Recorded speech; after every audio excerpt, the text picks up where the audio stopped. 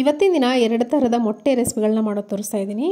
ತುಂಬ ಟೇಸ್ಟಿಯಾಗಿರುತ್ತೆ. ಒಂದಕ್ಕಿಂತ ಒಂದು ವಿಡಿಯೋ ಕೊನೆವರೆಗೂ ನೋಡಿ. ನೀವು ಕೂಡ ನಿಮ್ಮ ಮನೆಯಲ್ಲಿ ಮಾಡ್ಕೊಳ್ಳಿ, ತುಂಬ ರುಚಿಯಾಗಿರುತ್ತೆ.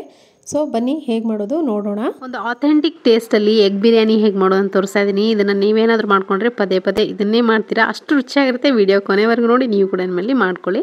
ಬನ್ನಿ ಹಾಗಿದ್ರೆ ಹೇಗೆ ಮಾಡೋದು ನೋಡೋಣ. ನಾನಿಲ್ಲಿ ಒಂದು ಮಿಕ್ಸಿಂಗ್ ಬೌಲ್ಗೆ ಒಂದು ಅಳತೆ ಕಪ್ಪನ್ನು ತೊಗೊಂಡಿದ್ದೀನಿ. ಇದರಿಂದ 1.5 ಕಪ್ ಆಗೋಷ್ಟು ಅಕ್ಕಿಯನ್ನು ತೊಗೊಂಡಿದ್ದೀನಿ. ನಮ್ಮ ಮನೇಲಿರೋ ಜನಕ್ಕೆ ಇಷ್ಟು ಕ್ವಾಂಟಿಟಿ ಸಾಕಾಗುತ್ತೆ. ಇದನ್ನು ಕ್ಲೀನಾಗಿ ವಾಶ್ ಮಾಡ್ಕೊಳ್ತಾ ಇದ್ದೀನಿ. ನಿಮ್ಮ ಹೆಚ್ಚು ಕಡಿಮೆ ಮಾಡ್ಕೋಬೋದು, ಜಾಸ್ತಿ ಜನ ಇದ್ದರೆ ಜಾಸ್ತಿ ಮಾಡ್ಕೋಬೋದು. ನೀರು ಹಾಕಿ ನೆನೆಸಿಟ್ಟಿದ್ದೀನಿ ಅಕ್ಕಿಯನ್ನು. ಇವಾಗ ಮಸಾಲೆಗೆ ನಾನಿಲ್ಲಿ 1-2 ಪಲಾವ್ ಎಲೆ, 1 ಟೀ ಸ್ಪೂನ್ ಆಗೋಷ್ಟು ಜೀರಿಗೆ, 1 ಟೀ ಸ್ಪೂನ್ ಆಗೋಷ್ಟು ಸೋಂಪು, ಹಾಗೆ ಒಂದು 4ರಿಂದ 5 ಲವಂಗ, 1 ಇಂಚಿನಷ್ಟು ಚಕ್ಕೆ, ಹಾಗೆಯೇ ಇಲ್ಲಿ ಕಾಡು ಏಲಕ್ಕಿ ತೊಗೊಂಡಿದ್ದೀನಿ. ಹಾಗೆಯೇ 1-2 ಹಸಿರು ಏಲಕ್ಕಿ, ಒಂದು 4 ಕಾಳು ಮೆಣಸು ಕಲ್ಲು ತೊಗೊಂಡಿದ್ದೀನಿ. ಹಾಗೆಯೇ ಒಂದು 4ರಿಂದ 5 ಮೊಟ್ಟೆನ ಇಲ್ಲಿ ಬೇಯಿಸಿ ಸಿಪ್ಪೆ ತೆಗೆದು ಇಟ್ಕೊಂಡಿದ್ದೀನಿ. ಈ ಥರ ಕಟ್ ಮಾರ್ಕನ್ನು ಕೊಟ್ಕೊಳ್ತಾ ಇದ್ದೀನಿ ಮೊಟ್ಟೆಗೆ ಮಸಾಲೆ ಚೆನ್ನಾಗಿ ಹಿಡೀಲಿ ಅಂತ. ಇಲ್ಲಿ ಕುಕ್ಕರಲ್ಲಿ ಮಾಡ್ಕೊಳ್ತಿರೋದ್ರಿಂದ ಕುಕ್ಕರಿಗೆ 1 ಸ್ಪೂನ್ ಆಗೋಷ್ಟು ಎಣ್ಣೆ ಹಾಕ್ಕೊಂಡು ಇದಕ್ಕೆ ನಾನಿಲ್ಲಿ ಅಚ್ಕಾರದ ಪುಡಿ, ಅರಿಶಿನ ಪುಡಿ, ಧನಿಯಾ ಪುಡಿ, ಹಾಗೆಯೇ ಜೀರಿಗೆ ಪುಡಿ, ಗರಂ ಮಸಾಲನ ಹಾಕ್ಕೊಂಡು ಅದ್ರಾಗೆ ಇಲ್ಲಿ ಡೈರೆಕ್ಟಾಗಿ ನಾನಿಲ್ಲಿ ಮೊಟ್ಟೆನ ಹಾಕ್ಕೊಂಡು ಅದನ್ನು ಫ್ರೈ ಮಾಡ್ಕೊಳ್ತಾ ಇದ್ದೀನಿ. ನೀವು ನೋಡ್ತಿರ್ಬೋದು, ಈ ಥರ ಫ್ರೈ ಮಾಡ್ಕೋಬೇಕು ಮೊಟ್ಟೆನ ಮೊದಲಿಗೆ. ಆವಾಗ ನಾವೇನು ಕಟ್ ಮಾಡಿ ಕೊಟ್ಟಿರ್ತೀವಲ್ಲ, ಮಸಾಲೆ ಎಲ್ಲ ಚೆನ್ನಾಗಿ ಹಿಡ್ಕೊಳ್ಳುತ್ತೆ. ಅವಾಗ ಬಿರಿಯಾನಿ ಒಂಥರ ಮೊಟ್ಟೆ ಸಪ್ಪೆ ಸಪ್ಪೆ ಅನಿಸಲ್ಲ. ಮಸಾಲೆ ಹಿಡ್ಕೊಂಡಿರುತ್ತಲ್ಲ ಮೊಟ್ಟೆಗೆಲ್ಲ ಚೆನ್ನಾಗಾಗುತ್ತೆ ಟೇಸ್ಟು ತಿನ್ನೋವಾಗ. ಇವಾಗ ಇದೇ ಕುಕ್ಕರ್ಗೆ ಮಸಾಲೆಯನ್ನು ಇಟ್ಕೊಂಡಿದ್ನಲ್ಲ, ಆ ಮಸಾಲೆ ಎಲ್ಲವನ್ನು ಹಾಕ್ಕೊಳ್ತಾ ಇದ್ದೀನಿ. ಜಾಸ್ತಿ ಮಸಾಲೆ ಆದರೂ ಕೂಡ ಅಷ್ಟು ಚೆನ್ನಾಗಲ್ಲ, ಸ್ವಲ್ಪ ಕಡಿಮೆನೇ ಹಾಕ್ಕೊಂಡು ಮಾಡ್ಕೊಳ್ಳಿ. ಇವಾಗ ಸಮ್ಮರ್ ಆಗಿರೋದ್ರಿಂದ ಈ ಥರ ಕಡಿಮೆ ಹಾಕ್ಕೊಂಡು ಮಾಡ್ಕೊಂಡ್ರೆ ಒಳ್ಳೆಯದು. 1-2 ಹಸಿಮೆಣಸಿನ್ಕಾಯಿ, ಹಾಗೆ 1 ಈರುಳ್ಳಿನ ಈ ಥರ ಉದ್ದುದ್ದಕ್ಕೆ ಕಟ್ ಮಾಡಿಕೊಂಡು ಅದನ್ನು ಕೂಡ ಒಗ್ಗರಣೆಗೆ ಹಾಕ್ಕೊಳ್ತಾ ಇದ್ದೀನಿ. ಇದು ಸ್ವಲ್ಪ ಹೊತ್ತು ಫ್ರೈ ಆಗಬೇಕು, ಪೂರ್ತಿಯಾಗಿ ಗೋಲ್ಡನ್ ಬ್ರೌನ್ ಆಗೋವರೆಗೂ ಫ್ರೈ ಮಾಡ್ಕೊಳ್ಳಿ. ಇವಾಗ ಇದಕ್ಕೆ ನೋಡಿ, ನಾನಿಲ್ಲಿ ಒಂದು ಅರ್ಧ ಕಪ್ ಆಗೋಷ್ಟು ಮೆಂತ್ಯ ಕಟ್ಟು, ಅರ್ಧ ಕಪ್ ಆಗೋಷ್ಟು ಪುದೀನ ಸೊಪ್ಪು, 1 ಕೈ ಹಿಡಿಯಾಗೋಷ್ಟು ಕೊತ್ತಂಬರಿ ಸೊಪ್ಪನ್ನು ಸಣ್ಣದಾಗಿ ಕಟ್ ಮಾಡಿಕೊಂಡು ಅದನ್ನು ಕೂಡ ಒಗ್ಗರಣೆಗೆ ಹಾಕ್ಕೊಂಡಿದ್ದೀನಿ. ಏನೇನೆಂದರೆ ಪುದೀನ ಸೊಪ್ಪು, ಕೊತ್ತಂಬರಿ ಸೊಪ್ಪು, ಹಾಗೆಯೇ ಮೆಂತ್ಯ ಸೊಪ್ಪು, ಈ ಮೂರನ್ನು ಸಮ ಪ್ರಮಾಣದಲ್ಲಿ ಸಣ್ಣದಾಗಿ ಕಟ್ ಮಾಡ್ಕೊಂಡು ಹಾಕೋಬೇಕು. ಇವಾಗ ಸೊಪ್ಪೆಲ್ಲ ಚೆನ್ನಾಗಿ ಫ್ರೈ ಆದಮೇಲೆ 1-2 ದೊಡ್ಡ ಗಾತ್ರದ ಟೊಮೆಟೊನ ಈ ಥರ ಸಣ್ಣದಾಗಿ ಕಟ್ ಮಾಡ್ಕೊಂಡು ಹಾಕ್ಕೊಂಡಿದ್ದೀನಿ. ಯಾವಾಗಲೂ ಬಿರಿಯಾನಿ ಮಾಡಬೇಕಾದ್ರೆ ಹಣ್ಣಾಗಿರುವಂಥ ಟೊಮೆಟೊ ಬಳಸಬೇಕು, ಆವಾಗಲೇ ತುಂಬ ರುಚಿ ಕೊಡುತ್ತೆ. ಇವಾಗ ಟೊಮೆಟೊ ಹಾಕಾದ್ಮೇಲೆ ಶುಂಠಿ ಬೆಳ್ಳುಳ್ಳಿ ಪೇಸ್ಟು ಕೂಡ ಹಾಕ್ಕೊಂಡಿದ್ದೀನಿ. 1 ಟೇಬಲ್ ಸ್ಪೂನ್ ಆಗೋಷ್ಟು ಶುಂಠಿ ಬೆಳ್ಳುಳ್ಳಿ ಪೇಸ್ಟ್ ಹಾಕ್ಕೊಂಡು ಅದನ್ನು ಕೂಡ ಇದೇ ಮಸಾಲೆ ಜೊತೆಗೆ ಹುರ್ಕೋಬೇಕು. ಚೆನ್ನಾಗಿ ಹಸಿ ವಾಸನೆ ಎಲ್ಲ ಹೋಗೋವರೆಗೂ ಫ್ರೈ ಮಾಡ್ಕೋಬೇಕು. ಸ್ವಲ್ಪ ಡ್ರೈ ಅಂತ ಅನಿಸಿದ್ರೆ ಸ್ವಲ್ಪ ನೀರನ್ನು ಹಾಕ್ಕೊಂಡು ಈ ಥರ ಮಿಕ್ಸ್ ಮಾಡ್ಕೋಬೇಕು. ಇವಾಗ ನೋಡಿ, ಉಪ್ಪನ್ನು ಹಾಕ್ಕೊಳ್ತಾ ಇದ್ದೀನಿ. ರುಚಿಗೆ ಎಷ್ಟು ಬೇಕಷ್ಟು ನೋಡಿಕೊಂಡು ಉಪ್ಪನ್ನು ಸೇರಿಸ್ಕೊಳ್ಳಿ. ಹಾಗೆ ಅಚ್ಕಾರದ ಪುಡಿ 1 ಟೇಬಲ್ ಸ್ಪೂನ್ ಆಗೋಷ್ಟು ಹಾಕ್ಕೊಂಡಿದ್ದೀನಿ. ಅರ್ಧ ಟೀ ಸ್ಪೂನ್ ಆಗೋಷ್ಟು ಧನಿಯಾ ಪುಡಿ ಕೂಡ ನಾನಿಲ್ಲಿ ಸೇರಿಸ್ಕೊಂಡಿದ್ದೀನಿ. ಈ ಮಸಾಲೆನೂ ಕೂಡ ಇದ್ರ ಜೊತೆಗೆ ಫ್ರೈ ಮಾಡಿಕೊಂಡ್ರೆ ಹಸಿ ವಾಸನೆ ಎಲ್ಲ ಹೋಗುತ್ತೆ, ಮಸಾಲೆದೊಂದು ಒಳ್ಳೆ ಘಮ ಬರುತ್ತೆ. ಇವಾಗ ಚೆನ್ನಾಗಿ ಫ್ರೈ ಆದಮೇಲೆ ನಾನಿಲ್ಲಿ ಒಂದು 4 ಟೇಬಲ್ ಸ್ಪೂನ್ ಆಗೋಷ್ಟು ಮೊಸರನ್ನು ಹಾಕ್ಕೊಳ್ತಾ ಇದ್ದೀನಿ. ಈ ಬಿರಿಯಾನಿಗೆ ಮೊಸರು ಹಾಕೋದ್ರಿಂದ ತುಂಬ ರುಚಿ ಕೊಡುತ್ತೆ, ಹುಳಿ ಹುಳಿಯಾಗಿ ತುಂಬ ಟೇಸ್ಟಿಯಾಗಿ ಬರುತ್ತೆ ಇದು ಬಿರಿಯಾನಿ. ಅದೊಂಥರ ಟೇಸ್ಟೇ ಬೇರೆ ಆಗುತ್ತೆ. ಮೊಸರನ್ನು ಹಾಕ್ಕೊಂಡು ಲೋ ಫ್ಲೇಮ್ ಇಟ್ಕೊಂಡು ಮಿಕ್ಸ್ ಮಾಡ್ಕೊತ ಫ್ರೈ ಮಾಡ್ಕೋಬೇಕು. ಇವಾಗ ಇದಕ್ಕೆ ನಾನಿಲ್ಲಿ ಚಿಕನ್ ಬಿರಿಯಾನಿ ಮಸಾಲ ಏನು ಸಿಗುತ್ತಲ್ಲ, ಅದನ್ನು ಹಾಕ್ಕೊಳ್ತಾ ಇದ್ದೀನಿ. 1 ಟೇಬಲ್ ಸ್ಪೂನ್ ಆಗೋಷ್ಟು ಚಿಕನ್ ಬಿರಿಯಾನಿ ಮಸಾಲಾನ ಹಾಕ್ಕೊಳ್ತಾ ಇದ್ದೀನಿ. ಹಾಕ್ಕೊಂಡು ಇದನ್ನು ಕೂಡ ಚೆನ್ನಾಗಿ ಮಿಕ್ಸ್ ಮಾಡ್ಕೋಬೇಕು. ಮಸಾಲ ನಾವು ಆಲ್ರೆಡಿ ಹಾಕಿರೋದ್ರಿಂದ ಸ್ವಲ್ಪನೇ ಹಾಕೋಬೇಕು ಮಸಾಲಾನ. ಇವಾಗ ಚೆನ್ನಾಗಿ ಫ್ರೈ ಮಾಡ್ಕೊಂಡು ಆದಮೇಲೆ ಇದಕ್ಕೆ ಡೈರೆಕ್ಟಾಗಿ ನಾವೇನು ಅಕ್ಕಿ ವಾಶ್ ಮಾಡ್ಕೊಂಡು ಇಟ್ಕೊಂಡಿದ್ವಲ್ಲ ಆ ಅಕ್ಕಿಯನ್ನು ಹಾಕ್ಕೊಂಡು ಒಂದು ಸ್ವಲ್ಪ ಹೊತ್ತು ಈ ಥರ ಮಿಕ್ಸ್ ಮಾಡ್ಕೋಬೇಕು. ಮಸಾಲೆ ಜೊತೆ ಮಿಕ್ಸ್ ಮಾಡ್ಕೊಂಡು ಫ್ರೈ ಮಾಡ್ಕೋಬೇಕು. ನಿಮಗೆ ಒಂದೇ ಒಂದು ವಿಜಲ್ ಕೂಗಿಸಿದ್ರು ಸಾಕು, ತುಂಬ ಉದುರುದ್ರಾಗಿ ಚೆನ್ನಾಗಿ ಬರುತ್ತೆ. ಈ ಥರ ಫ್ರೈ ಮಾಡಿ ಹಾಕೋದ್ರಿಂದ ನೀರು ಹಾಕಿ ಅದನ್ನು ಆ ಥರನೂ ಮಾಡ್ಕೋಬೋದು.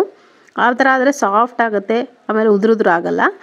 ಈ ಥರ ಫ್ರೈ ಮಾಡಿ ಅಕ್ಕಿ ಫ್ರೈ ಮಾಡಿ ಆಮೇಲೆ ನೀರು ಹಾಕೋದ್ರಿಂದ ಸ್ವಲ್ಪ ಉದುರುದ್ರಾಗೋ ಆಗುತ್ತೆ, ಸಾಫ್ಟ್ ಆಗೋ ಆಗುತ್ತೆ ಅಂದರೆ ಬಿರಿಯಾನಿ. ಒಂದ್ಸತಿ ನೋಡಿ ನೀರನ್ನು ಕೂಡ ಹಾಕ್ಕೊಂಡಿದ್ದೀನಿ. ನಾಳೆ 1.5 ಕಪ್ ಆಗೋಷ್ಟು ಅಕ್ಕಿ ತೊಗೊಂಡಿದ್ನಲ್ಲ, ಅದಕ್ಕೆ 2 ಕಪ್ ಆಗೋಷ್ಟು ಅಥವಾ 2.25 ಕಪ್ ಆಗೋಷ್ಟು ನೀರನ್ನು ಸೇರಿಸ್ಕೊಂಡಿದ್ದೀನಿ. ಅಷ್ಟಾದರೆ ಸಾಕು, ಮಸಾಲೆ ಕೂಡ ಇರುತ್ತಲ್ಲ ಹಾಗಾಗಿ. ಇವಾಗ ಇನ್ನೇನು ಕುಕ್ಕರ್ ಲಿಡ್ ಕ್ಲೋಸ್ ಮಾಡ್ತೀವಿ ಅನ್ನೋವಾಗ ಒಂದು 4 ಮೊಟ್ಟೆ ಬೇಯಿಸಿಟ್ಕೊಂಡಿದ್ದಲ್ಲ ಅದನ್ನು ಕೂಡ ಹಾಕ್ಕೊಂಡು ಮೇಲ್ಗಡೆ ಸ್ವಲ್ಪ ನಿಂಬೆಹಣ್ಣನ್ನು ರಸವನ್ನು ಹಾಕ್ಕೋಬೇಕು. ಹಾಕ್ಕೊಂಡು 1 ಸ್ಪೂನ್ ತುಪ್ಪ ಹಾಕ್ಕೊಂಡು ಕುಕ್ಕರ್ ಲಿಡನ್ನು ಕ್ಲೋಸ್ ಮಾಡಿ ಒಂದೇ ಒಂದು ವಿಜಲ್ಲು ಮೀಡಿಯಮ್ ಹೈ ಫ್ಲೇಮ್ ಇಟ್ಕೊಂಡು 1 ವಿಜಲ್ ಕೂಗಿಸಿದ್ರೆ ಸಾಕು. ಅಕ್ಕಿ ಆಲ್ರೆಡಿ ನೆನೆಸಿರ್ತೀವಲ್ಲ, ಚೆನ್ನಾಗಿ ನೆಂದಿರುತ್ತೆ. ಒಂದೇ ವಿಷಲ್ ಆದರೆ ಸಾಕಾಗುತ್ತೆ. ತುಂಬ ಉದುರುದ್ರಾಗಿ ತುಂಬ ಚೆನ್ನಾಗಿ ಈ ಬಿರಿಯಾನಿ ಘಮ ಘಮ ಅಂತ ರೆಡಿ ಆಗುತ್ತೆ. ನೋಡಿ, ಕುಕ್ಕರ್ ಲಿಡ್ ಓಪನ್ ಮಾಡಿ ತೋರಿಸ್ತಾ ಇದ್ದೀನಿ. ಈ ಥರ ಓಪನ್ ಮಾಡಿದ್ರೆ ಸಾಕು, ಮನೆ ತುಂಬ ಇದ್ರ ಪರಿಮಳ ಹರಡ್ತಾ ಇದೆ. ಅಷ್ಟು ಚೆನ್ನಾಗಿತ್ತು ಮಾತ್ರ. ಖಂಡಿತ ನೀವು ಕೂಡ ಇದೇ ಮೆಥಡಲ್ಲೇ ಇದೇ ಸಿಂಪಲ್ ಇಂಗ್ರೀಡಿಯೆಂಟ್ಸ್ನ ಹಾಕಿ ಮಾಡ್ಕೊಂಡು ನೋಡಿ, ನಿಮಗೆ ಖಂಡಿತ ಇಷ್ಟ ಆಗುತ್ತೆ. ಯಾವುದಾದ್ರೂ ಸಂಡೇ ಸ್ಪೆಷಲ್ ಅಥವಾ ಈವ್ನಿಂಗ್ ರಾತ್ರಿ ಡಿನ್ನರ್ಗೆಲ್ಲ ಮಾಡ್ಕೊಂಡು ನೋಡಿ, ತುಂಬ ರುಚಿಯಾಗಿರುತ್ತೆ. ಸೊ ಈ ಥರ ಮೇಲ್ಗಡೆ ಮೊಟ್ಟೆಯನ್ನು ಸರ್ವ್ ಮಾಡಿದ್ರೆ ಸಾಕು, ತುಂಬ ರುಚಿಯಾಗಿರೋಂಥ ಈ ಮೊಟ್ಟೆ ಬಿರಿಯಾನಿ ರೆಡಿ ಆಗುತ್ತೆ. ಖಂಡಿತ ನೀವು ಕೂಡ ಇದನ್ನು ಮನೇಲಿ ಮಾಡ್ಕೊಳ್ಳಿ, ಪ್ರತಿಯೊಬ್ಬರು ಇಷ್ಟಪಡ್ತಾರೆ. ಸೊ ಇದೇ ಥರ ಮತ್ತೊಂದು ಮೊಟ್ಟೆಯನ್ನು ಬಳಸ್ಕೊಂಡು ಒಂದು ಗ್ರೇವಿ ಮಾಡೋದು ತೋರಿಸ್ತಾ ಇದ್ದೀನಿ. ತುಂಬ ರುಚಿಯಾಗಿರುತ್ತೆ ಇದು ಕೂಡ. ಬನ್ನಿ ಇದನ್ನು ಹೇಗೆ ಮಾಡೋದು ನೋಡೋಣ. ಒಂದು ಸೂಪರ್ ಟೇಸ್ಟಿಯಾಗಿರುವಂಥ ರೆಡ್ ಮಸಾಲ ಗ್ರೇವಿ ಮಾಡೋದು ನೋಡೋಣ. ತುಂಬ ಟೇಸ್ಟಿಯಾಗಿರುತ್ತೆ, ಹಾಗೆ ಬೇಗ ಕೂಡ ಮಾಡ್ಕೋಬೋದು. ನಾನಿಲ್ಲಿ ಒಂದು 5 ಮೊಟ್ಟೆಯನ್ನು ಬೇಯಿಸ್ಕೊಂಡು ಇಟ್ಕೊಂಡಿದ್ದೀನಿ. ಇವಾಗ ಈ ಥರ ಕಟ್ ಮಾರ್ಕನ್ನು ಕೊಟ್ಕೊಳ್ತಾ ಇದ್ದೀನಿ. ಎಲ್ಲ ಮೊಟ್ಟೆಗಳು ಈ ಥರ ಕಟ್ ಮಾರ್ಕ್ ಕೊಟ್ಕೊಳ್ಳಿ, ಯಾಕಂದರೆ ಮಸಾಲೆ ಚೆನ್ನಾಗಿ ಹಿಡ್ಕೊಳ್ಳುತ್ತೆ. ಇದೇ ಥರ ಎಲ್ಲ ಮೊಟ್ಟೆಗಳನ್ನು ನಾನು ಕಟ್ಟನ್ನು ಕೊಟ್ಕೊಂಡು ಇಟ್ಕೊಂಡಿದ್ದೀನಿ. ಇವಾಗ ಒಂದು ಬಾಣಲೆ ಬಿಸಿ ಇಟ್ಕೊಂಡಿದ್ದೀನಿ. ಒಂದು ಸ್ಪೂನ್ ಆಗೋಷ್ಟು ಎಣ್ಣೆ ಹಾಕ್ಕೊಂಡು, ಎಣ್ಣೆ ಚೆನ್ನಾಗಿ ಕಾದಿದ್ದಾದಮೇಲೆ ಒಂದು ದೊಡ್ಡ ಗಾತ್ರದ ಒಂದು ಈರುಳ್ಳಿನ ಕಟ್ ಮಾಡ್ಕೊಂಡಿದ್ದೀನಿ. ಹಾಗೆಯೇ ಒಂದು ಟೊಮೆಟೊ ಕೂಡ ಕಟ್ ಮಾಡ್ಕೊಂಡು ಹಾಕ್ಕೊಂಡಿದ್ದೀನಿ. ಹಾಕ್ಕೊಂಡು ಸ್ವಲ್ಪ ಹೊತ್ತು ಫ್ರೈ ಮಾಡ್ಕೋಬೇಕು. ಸ್ವಲ್ಪ ಟ್ರಾನ್ಸ್ಪರೆಂಟ್ ಆಗೋವರೆಗೂ ಫ್ರೈ ಮಾಡಿದ್ರೆ ಸಾಕು, ಜಾಸ್ತಿ ಏನು ಫ್ರೈ ಮಾಡೋದು ಬೇಕಾಗಿಲ್ಲ. ಇವಾಗ ಇದಕ್ಕೆ 1 ಇಂಚಿನಷ್ಟು ಚಕ್ಕೆ, ಹಾಗೆ ಲವಂಗ, ಏಲಕ್ಕಿಯನ್ನು ಹಾಕ್ಕೊಂಡಿದ್ದೀನಿ. 1 ಟೀ ಸ್ಪೂನ್ ಆಗೋಷ್ಟು ಮೆಣಸಿನಕಾಳು, ಒಂದು ಕೈ ಹಿಡಿಯಾಗೋಷ್ಟು ಪುದೀನ ಸೊಪ್ಪು, ಕೈ ಹಿಡಿಯಾಗೋಷ್ಟು ಕೊತ್ತಂಬರಿ ಸೊಪ್ಪನ್ನು ಕೂಡ ಹಾಕ್ಕೊಂಡು ಚೆನ್ನಾಗಿ ಮಿಕ್ಸ್ ಮಾಡ್ಕೊಳ್ತಾ ಫ್ರೈ ಮಾಡ್ಕೋಬೇಕು. ಇದ್ರ ಜೊತೆಗೆ ನೋಡಿ, ಒಂದು 2-3 ಟೇಬಲ್ ಸ್ಪೂನ್ ಆಗೋಷ್ಟು ಹಸಿ ತೆಂಗಿನಕಾಯಿನ ಹಾಕ್ಕೊಳ್ತಾ ಇದ್ದೀನಿ ಕಟ್ ಮಾಡಿಕೊಂಡು. ಇವಾಗ ಗ್ಯಾಸ್ ಫ್ಲೇಮ್ನ ಆಫ್ ಮಾಡಿಕೊಂಡು ನಾನಲ್ಲಿ ಹುಣಸೆಹಣ್ಣನ್ನು ಕೂಡ ಇದ್ರ ಜೊತೆಗೇ ಹಾಕ್ಕೊಂಡಿದ್ದೀನಿ. ಒಂದು ಅರ್ಧ ನಿಂಬೆಹಣ್ಣು ಗಾತ್ರದ ಹುಣಸೆಹಣ್ಣು ಹಾಕಿದ್ರೆ ಸಾಕು. ಗ್ಯಾಸ್ ಫ್ಲೇಮನ್ನು ಆಫ್ ಮಾಡಿಕೊಂಡು ಧನಿಯಾ ಪೌಡ್ರ್ ಹಾಕ್ಕೊಳ್ತಾ ಇದ್ದೀನಿ. 1 ಸ್ಪೂನ್ ಆಗೋಷ್ಟು ಧನಿಯಾ ಪೌಡ್ರ್ ಹಾಕ್ಕೊಂಡು, ಇದು ಪೂರ್ತಿ ತಣ್ಣಗಾದಮೇಲೆ ನಾನಿಲ್ಲಿ ಒಂದು ಮಿಕ್ಸರ್ ಜಾರ್ಗೆ ಹಾಕ್ಕೊಂಡು ಇದನ್ನು ನುಣ್ಣಗೆ ರುಬ್ಕೋಬೇಕು. ಪೂರ್ತಿ ಫೈನಾಗಿ ರುಬ್ಕೊಳ್ಳಿ, ಆವಾಗ ಟೇಸ್ಟ್ ಚೆನ್ನಾಗಿ ಬರುತ್ತೆ, ಗ್ರೇವಿ ಟೆಕ್ಸ್ಚರ್ ಚೆನ್ನಾಗಿ ಬರುತ್ತೆ. ಇವಾಗ ರುಬ್ಕೊಂಡಾಗಿದೆ. ಒಂದು ಪ್ಯಾನ್ ಬಿಸಿ ಇಟ್ಕೊಂಡಿದ್ದೀನಿ. 1-2 ಸ್ಪೂನ್ ಆಗೋಷ್ಟು ಎಣ್ಣೆ ಹಾಕ್ಕೊಂಡು ಇದಕ್ಕೆ ಸ್ವಲ್ಪ ಅಚ್ಚ ಖಾರದ ಪುಡಿ ಹಾಕ್ಕೊಳ್ತಾ ಇದ್ದೀನಿ. ಎಣ್ಣೆ ಲೋ ಫ್ಲೇಮ್ನ ಇಟ್ಕೊಂಡು ಕಾಯಿಸ್ಕೊಳ್ಳಿ. ಸ್ವಲ್ಪ ಚಿಕನ್ ಮಸಾಲ ಅಥವಾ ಎಗ್ ಮಸಾಲ ಹಾಕ್ಕೊಳ್ಳಿ. ಸ್ವಲ್ಪ ಉಪ್ಪನ್ನು ಹಾಕ್ಕೊಂಡು ನಾವು ಮೊಟ್ಟೆ ಏನು ರೆಡಿ ಮಾಡಿ ಇಟ್ಕೊಂಡಿದ್ವಲ್ಲ ಆ ಮೊಟ್ಟೆಯನ್ನು ಹಾಕ್ಕೊಂಡು ಈ ಮಸಾಲೆ ಜೊತೆಗೆ ಈ ಥರ ಫ್ರೈ ಮಾಡ್ಕೋಬೇಕು ಮೊದಲೇ. ಸೊ ಈ ಥರ ಮಾಡೋದ್ರಿಂದ ಮಸಾಲೆ ಎಲ್ಲ ಚೆನ್ನಾಗಿ ಹಿಡ್ಕೊಳ್ಳುತ್ತೆ ಮೊಟ್ಟೆಗೆ, ತಿಂತಿರ್ಬೇಕಾದ್ರೆ ಟೇಸ್ಟ್ ಚೆನ್ನಾಗಿರುತ್ತೆ. ಹಾಗಾಗಿ ಈ ಥರ ಮೊದಲಿಗೆ ಮಸಾಲೆನ ಫ್ರೈ ಮಾಡ್ಕೋಬೇಕು ಮೊಟ್ಟೆ ಜೊತೆಗೆ. ಅದಾದಮೇಲೆ ಅದೇ ಪಾತ್ರೆಗೆ 1-2 ಸ್ಪೂನ್ ಆಗೋಷ್ಟು ಎಣ್ಣೆ ಹಾಕ್ಕೊಂಡು, ಒಂದು ಈರುಳ್ಳಿ ಹಾಗೆ ಕಸೂರಿ ಮೇಥಿ 1 ಸ್ಪೂನ್ ಆಗೋಷ್ಟು ಹಾಕ್ಕೊಂಡಿದ್ದೀನಿ. ಒಂದು ಪಲಾವ್ ಎಲೆ ಕೂಡ ಹಾಕ್ಕೊಂಡು ಈರುಳ್ಳಿ ಸ್ವಲ್ಪ ಹೊತ್ತು ಬಾಡಿಸ್ಕೊಳ್ಳಿ. ಸ್ವಲ್ಪ ಕಲರ್ ಚೇಂಜ್ ಆಗೋವರೆಗೂ ಈರುಳ್ಳಿನ ಫ್ರೈ ಮಾಡ್ಕೋಬೇಕು. ಕಸೂರಿ ಮೇಥಿ ಕೂಡ ಅಷ್ಟೇ ಹಾಕಿರೋದ್ರಿಂದ ಲೋ ಫ್ಲೇಮ್ ಇಟ್ಕೊಂಡು ಫ್ರೈ ಮಾಡ್ಕೋಬೇಕಾಗತ್ತೆ. ಸೊ ಇವಾಗ ಚೆನ್ನಾಗಿ ಫ್ರೈ ಆಗಿದೆ. ಮಸಾಲೆ ಹಾಕ್ಕೊಳ್ಳೋಣ. ಅಚ್ಚ ಖಾರದ ಪುಡಿ ಹಾಕ್ಕೊಳ್ತಾ ಇದ್ದೀನಿ 1 ಸ್ಪೂನ್ ಆಗೋಷ್ಟು. ನಿಮ್ಮ ಖಾರಕ್ಕೆ ಎಷ್ಟು ಬೇಕು ಅಷ್ಟು ನೋಡ್ಕೊಂಡು ಹಾಕ್ಕೊಳ್ಳಿ. 1 ಸ್ಪೂನ್ ಆಗೋಷ್ಟು ಗರಂ ಮಸಾಲ ಹಾಕ್ಕೊಂಡಿದ್ದೀನಿ, ಅಥವಾ ಚಿಕನ್ ಮಸಾಲ ಇದ್ದರೆ ಚಿಕನ್ ಮಸಾಲ, ಅಥವಾ ಎಗ್ ಮಸಾಲ ಇದ್ದರೆ ಎಗ್ ಮಸಾಲ ಹಾಕ್ಕೊಳ್ಳಿ. ಇಷ್ಟೇ ಇದಕ್ಕೆ ಬೇಕಾಗಂಥ ಮಸಾಲೆ, ಮತ್ತು ಇನ್ನೇನು ಹಾಕೋ ಹಾಗಿಲ್ಲ. ನಾನಿಲ್ಲಿ ರುಬ್ಕೊಂಡಂಥ ಮಸಾಲೆ ಪೇಸ್ಟನ್ನು ಅದನ್ನು ಕೂಡ ಹಾಕ್ಕೊಂಡಿದ್ದೀನಿ. ಹಾಗೆ ಜಾರ್ಗೆ 1 ಗ್ಲಾಸ್ ಆಗೋಷ್ಟು ನೀರನ್ನು ಹಾಕ್ಕೊಂಡು ಆ ನೀರನ್ನು ಕೂಡ ಇದಕ್ಕೆ ಹಾಕ್ಕೊಂಡು ಮಿಕ್ಸ್ ಮಾಡ್ಕೋಬೇಕು ಚೆನ್ನಾಗಿ. ಆಲ್ರೆಡಿ ನಾವು ಮಸಾಲೆ ಹುರಿದಿರೋದ್ರಿಂದ ಇದನ್ನು 1-2-3 ಕುದಿ ಕುದಿಸಿದ್ರೆ ಸಾಕು, ಜಾಸ್ತಿ ಫ್ರೈ ಮಾಡೋ ಅಗತ್ಯ ಇಲ್ಲ. ನಿಮಗೆ ಥಿಕ್ನೆಸ್ ಎಷ್ಟು ಬೇಕಷ್ಟು ನೋಡ್ಕೊಂಡು ನೀರನ್ನು ಸೇರಿಸ್ಕೋಬೇಕು. ನಿಮಗೆ ಸಾಂಬಾರು ತರಬೇಕಾದ್ರೆ ಸ್ವಲ್ಪ ಜಾಸ್ತಿ ನೀರು ಹಾಕ್ಕೊಳ್ಳಿ.